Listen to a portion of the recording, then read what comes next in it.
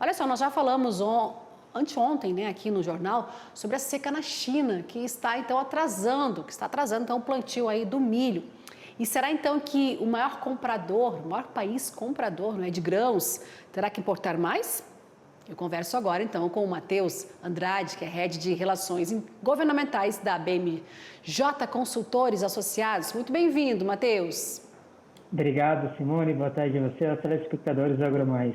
Obrigada a você pela gentileza dessa conversa de hoje, viu, Matheus? Agora, clima não está ajudando por lá, né, no plantio aí dos chineses e dos produtores, adiando, então, esse cultivo, né, na expectativa de melhores condições. Colheita deve ser em setembro, né, mas até lá tem que esperar, não é, Matheus? O desenvolvimento aí das lavouras e esse resultado final da safra chinesa.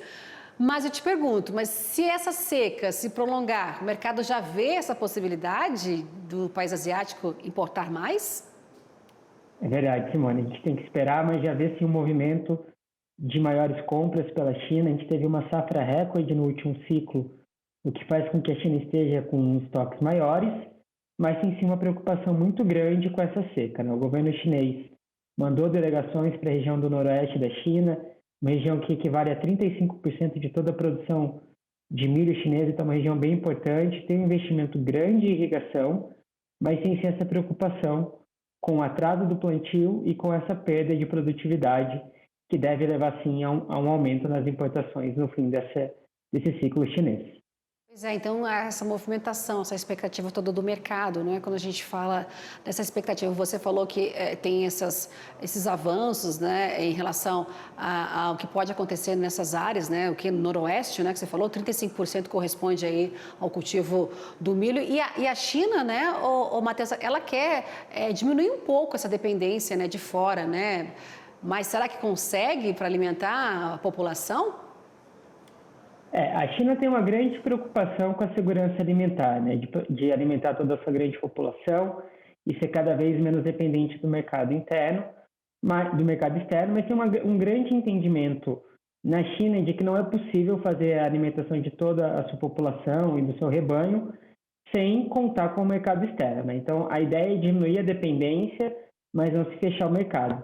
Com essa safra que deve ser reduzida, a gente deve ter sim um aumento nas importações. Ainda está cedo para falar, ainda não está claro qual que vai ser o impacto, os relatórios do governo chinês e dos órgãos de monitoramento ainda não saíram, então não dá para ter uma clareza do tamanho desse número.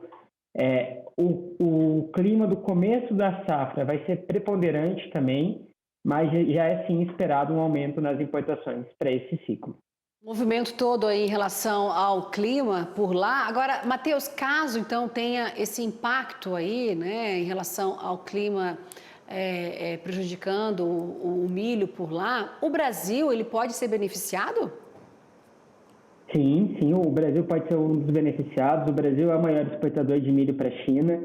A China é o maior mercado, então o Brasil tem grande chance de aproveitar mais. Pode levar um aumento nos preços e aumento das exportações do Brasil para a China. É um movimento natural, um movimento esperado.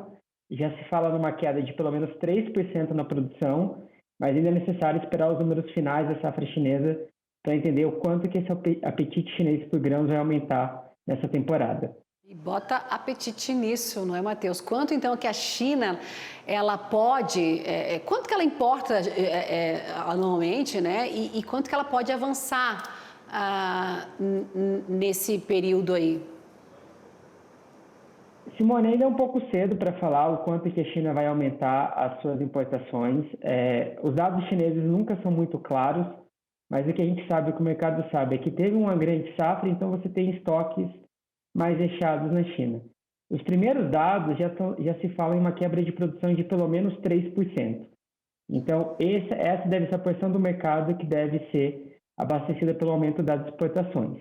Mas, de todo modo, esse valor só vai estar mais claro o quanto ele vai avançar quando a gente tiver uma maior clareza dos dados. Então, a gente deve ter uma parcela da produção se deslocando do mercado interno para o mercado externo, mas ainda é cedo para falar de números exatos. Mas tem essa expectativa, como você falou, desses 3%. Colheita pode ser ruim ou não, tudo vai depender aí. Laninha também é uma preocupação, não é? Existe essa preocupação com chuvas fortes nas regiões, aí que poderia, então, acabar prejudicando as plantações. Também tem esse movimento aí em relação à expectativa do fenômeno Laninha, Matheus? Temos sim, Simone. Já tem, então, uma safra que ela já sai de partida com preocupação por conta da estiagem, então você já tem uma safra atrasada e diversos produtores falando que vão produzir menos, que vão ter mais dificuldade, e ainda está para se ver como o clima vai se comportar nos primeiros meses, nos próximos meses de produção e germinação desse milho. Então esse é o momento definitivo e é onde a gente pode ter um impacto maior ou menor nessa produção de milho. Então está muito cedo, está muito incerto, mas sim tem uma preocupação muito grande no clima da China e como isso vai afetar a produção doméstica, tanto a seca de partida quanto a laninha, afetando a temporada de germinação. E a gente segue acompanhando aí essa situação seca, o fenômeno Laninha se aproximando aí. Matheus Andrade, Head de Relações Governamentais da BMJ Consultores Associados, muito obrigada por essa conversa aqui com a gente, essa análise aí em relação ao cultivo do milho que está atrasado por lá na China, né? Nossos principais parceiros comerciais aqui com o Brasil, que pode, então, como você bem disse, abrir essa janela para o Brasil mandar mais, né, milho para eles. Obrigada, viu, Matheus, e até uma próxima. Eu que agradeço. Muito obrigado.